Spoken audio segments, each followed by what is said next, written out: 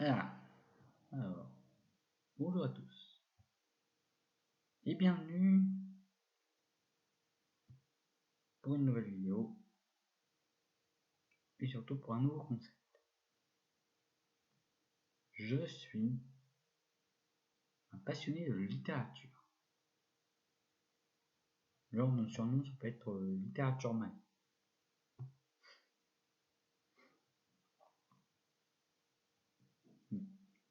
Comme vous devez le savoir, enfin si vous me suivez sur Twitter et sur Wattpad aussi, j'écris mais beaucoup. Non pas beaucoup mais j'écris quand même. Et aujourd'hui, j'avais envie de vous parler d'un auteur qui, on va pas dire qu'il m'a marqué, mais qui a fait de belles histoires. Oui. Cet auteur, c'est Roald Dahl. Roald Dahl est un écrivain anglais né en 1916 au Pays de Galles et mort en 1990 en Angleterre. Il est principalement connu pour ses romans de littérature d'enfance et de jeunesse. Par exemple, si on dit Roald Dahl dans la littérature, vous allez forcément penser à Charlie et la chocolaterie, ou Fantastic Mr. Fox, ou Sacrée sorcière. Il a publié 2 romans pour adultes, Sometime Never, A Fable for Superman en 1948 et My Uncle Oswald en 1979. Donc, ce cher Roald Dahl est un auteur très connu. Très connu pour ses, justement, œuvres pour enfants. Oui. L'enfance, mais quand même on s'y retrouve un peu dedans. Et sérieusement, il a été énormément adapté en film. Et ça, on y reviendra plus tard. Donc, Charlie, voilà. Je vous ai dit Charlie et la chocolaterie, mais aussi James et la pêche géante, publié en 1961. Et un peu moins connu, The Gremlins en 1943. J'ai jamais su si c'était l'adaptation, si Gremlins était l'adaptation de The Gremlins de Roald Dahl.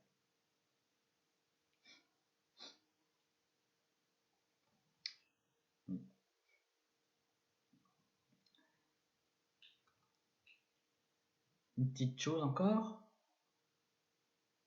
les textes de Roald Dahl ont été illustrés principalement par Quentin Blake. Voilà, qui est connu principalement pour ça. Quentin Blake, c'est un illustrateur et écrivain, il n'a pas écrit beaucoup, né en décembre 1932 à Londres.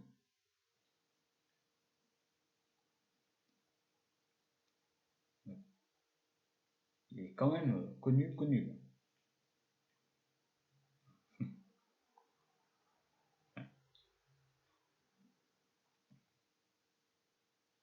Après, ce que j'aime bien, c'est que Roald Dahl a une carrière assez éparse. Son premier roman, du coup, The Gremlins, sort en 1943. Et son dernier, The Minpins, en français minuscule, est sorti en 1991. Donc, oui, il a eu une longue carrière. Il est sorti post-mortem. Hein.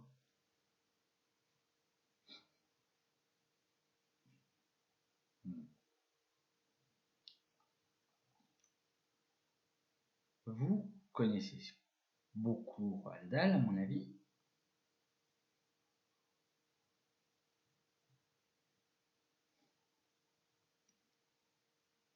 Mais ce que j'aime bien chez lui, c'est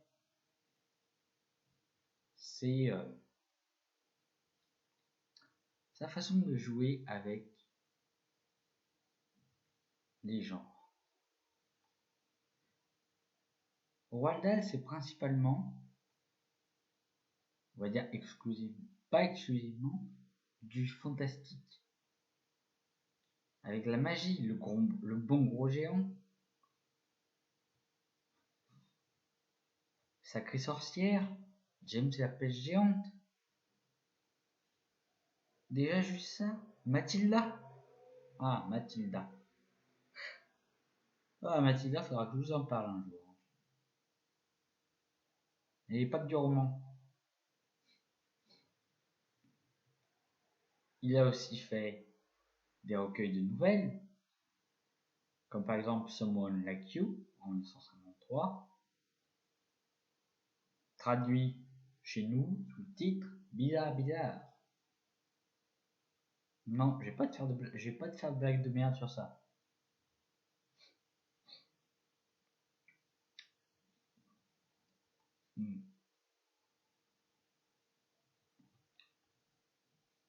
Franchement,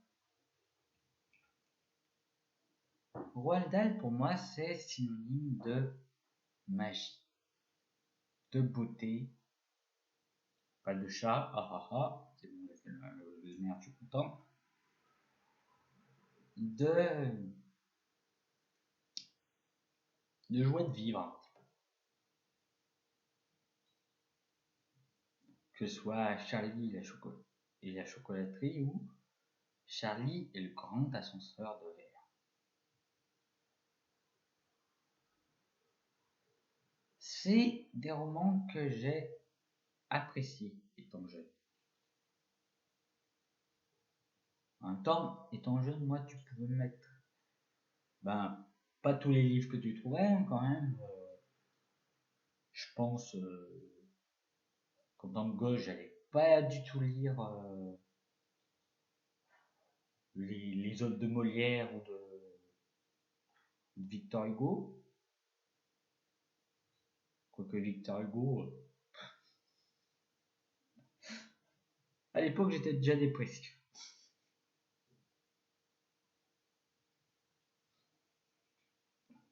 Ah.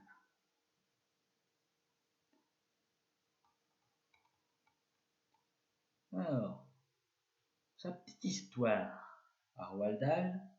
Donc, il est né au Pays de Galles.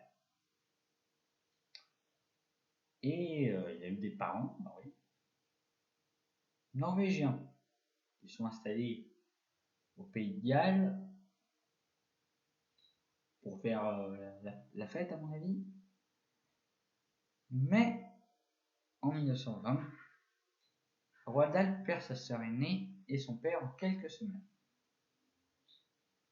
Sa mère, pour pas faire de vagues un petit peu, reste au Pays de Galles et Roald Dahl fréquente l'école paroissiale de Llandaff. Llandaff, oui, à mon avis, ça doit être ça. Là où il est né.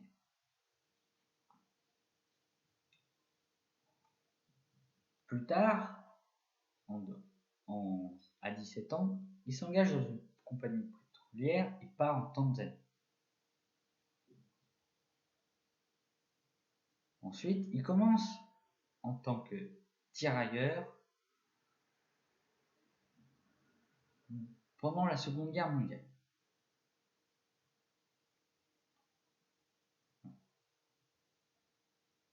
Il fallait, et cette guerre lui donnera une grande inspiration.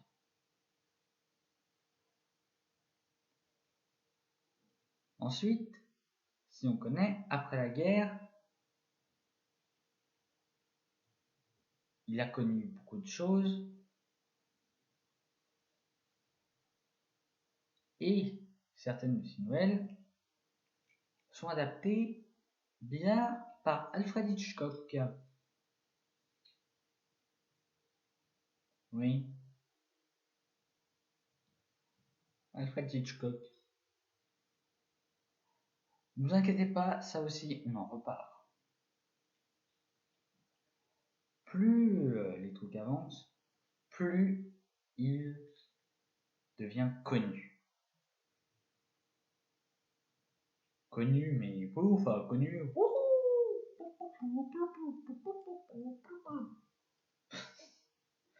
Oui, je m'abuse à faire ça.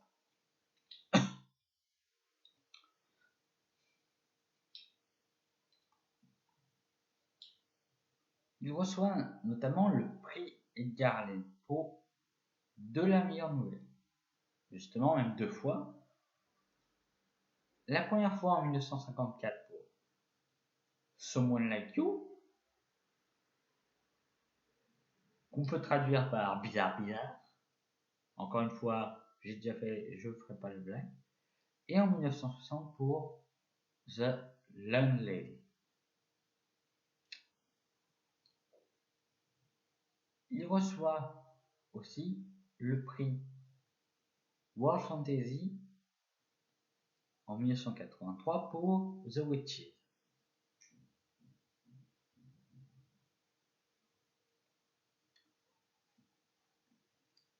Il meurt d'une maladie sanguine en 1990 et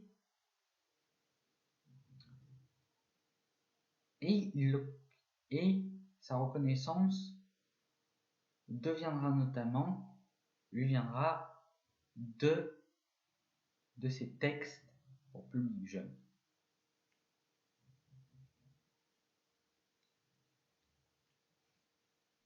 Oui. Parce que même à la base, il a débuté quand même par des nouvelles un peu olé. Oui.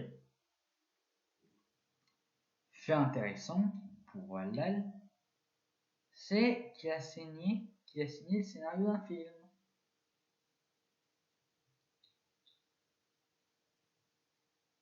Lequel? Je vous laisse deviner. On n'a pas y passer 2 heures, donc non.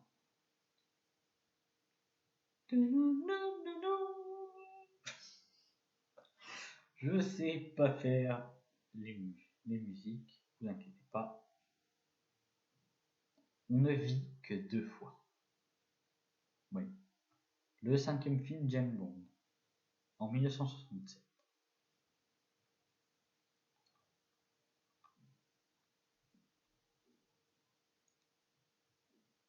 Franchement, il a aussi eu le droit à des adaptations en pièces de théâtre. Les plus connues, Charlie la chocolaterie et sa suite, Charlie le grand ascenseur de verre, respectivement adaptés en pièces de théâtre en 1976 et en 1984, mais aussi James et la grosse pêche. Je préfère James et la pêche géante. Parce que moi, James et la grosse pêche,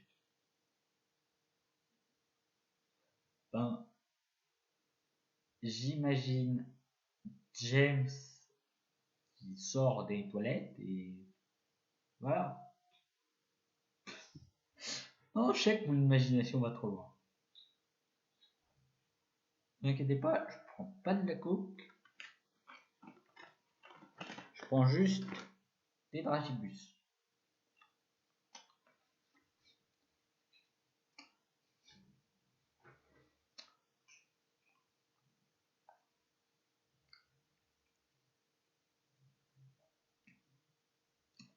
Même. Et enfin, la dernière œuvre adaptée pour le théâtre, ce sont Sacrées sorcières en 2001. Donc oui, c'est récent. Récent, récent, peut-être pas pour les jeunes de l'époque, mais pour moi, si, c'est récent. En 2001, moi, je parlais pas encore. Je pense pas que je lisais beaucoup. Et je sais que j'étais pas dans un appartement.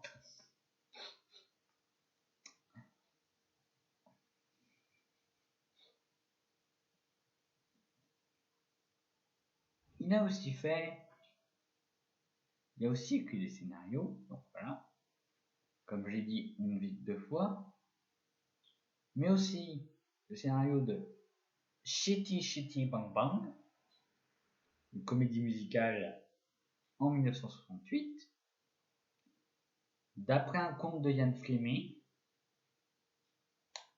Sérieusement, je pense que Roald Dahl était fan de Ian Fleming. Vous voyez, parce que James Bond, c'est Ian Fleming. Et en 1971, pour The Night Digger, d'après encore une fois le roman de Joy Collett. Cherchez pas, j'ai regardé sur internet, je connais pas. Oui.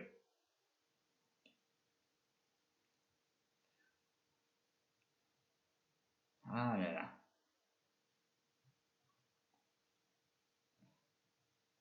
Bref, j'ai fait un petit truc comme ça, mais c'était vite fait.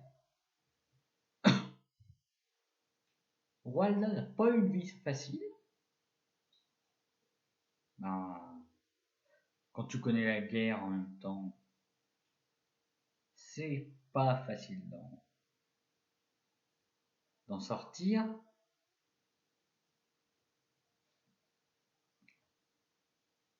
Il a connu aussi, il a surtout été un peu dépopularisé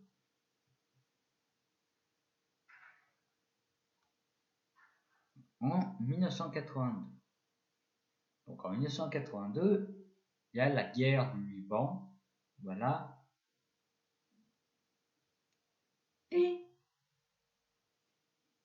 Et Dahl balance des propos antisémites.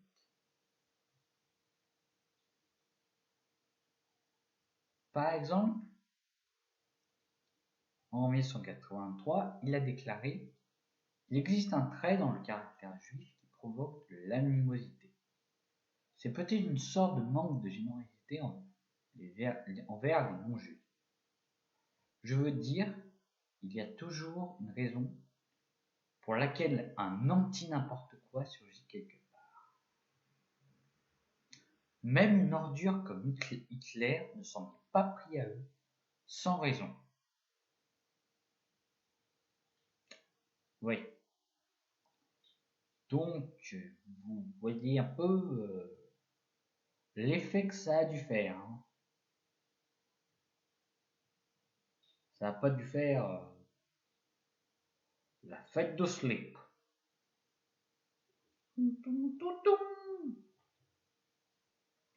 Ce n'est qu'en 2020 que la famille de Roald Dahl formule des excuses pour les propos antisémites. Oui. Donc il a fallu... je sais pas calculer, il a fallu longtemps, voilà. Si vous avez la réponse, mettez-le moi en commentaire.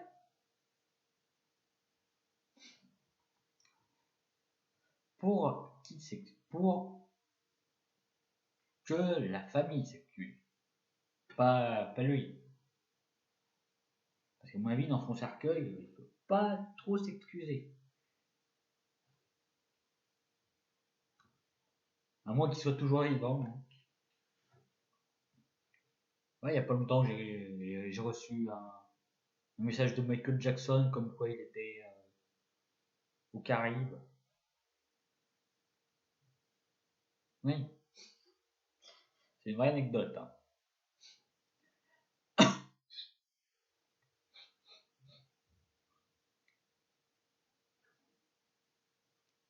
Bref. Donc, voilà pour ce petit résumé très vite fait de la vie et de la carrière de Roald Dahl. J'espère que ça vous a plu. Dites-moi si vous trouvez qu'il y a des problèmes ou d'autres choses pour que je les règle et pour que je les règle afin d'améliorer ce concept. Donc voilà. Merci à tous d'avoir suivi cette vidéo. Je crois que ça va être la plus longue de la chaîne. En tout cas, n'hésitez pas à commenter. Et ne vous inquiétez pas, je ne serai juge de rien.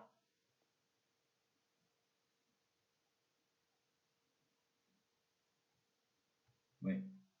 Je ne serai pas les cordiers. Allez. Au revoir.